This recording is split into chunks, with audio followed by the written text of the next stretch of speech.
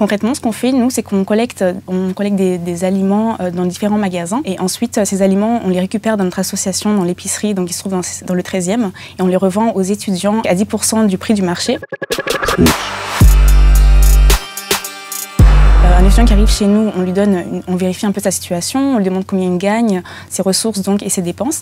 Et à partir de ce qu'on appelle le reste à vivre, donc c'est ce qui lui reste vraiment concrètement à la fin du mois dans sa poche, qu'on voit que ce n'est pas suffisant pour s'alimenter et qu'il rencontre en plus des difficultés financières assez concrètes, on lui fait une carte de bénéficiaire, il peut venir faire les courses chez nous. À l'épicerie, donc, on trouve de tout, donc l'alimentation de base, ça va être des pâtes, ça va être du riz, ça va être des gâteaux, mais aussi des produits d'hygiène, des produits pour bébé et aussi des fournitures scolaires parce qu'on a des stylos aussi. On a tout ce qu'il faut à un étudiant en fait, pour réussir son année scolaire. Un cas concret que je peux vous citer, c'est par exemple une étudiante qui arrivait chez nous, qui n'avait pas mangé depuis 2 jours, qui avait un reste à vivre négatif, pourtant qui travaillait, qui vivait toute seule. Donc on voyait bien que c'était quelqu'un qui avait la volonté de réussir, mais pourtant qui n'arrivait pas à s'en sortir et qui tous les mois se retrouvait à être en négatif. Elle était obligée de sauter des repas régulièrement. Donc c'est quelqu'un qui, par exemple, que je peux vous citer en exemple, mais il y en a beaucoup d'autres comme elle. Ce n'est pas une honte de ne pas s'en sortir ou quand on est étudiant d'être obligé de travailler à côté. Malheureusement, on voit depuis 2011 où la première épicerie a été ouverte à Lyon par la FAGE que la précarité étudiante est quelque chose qui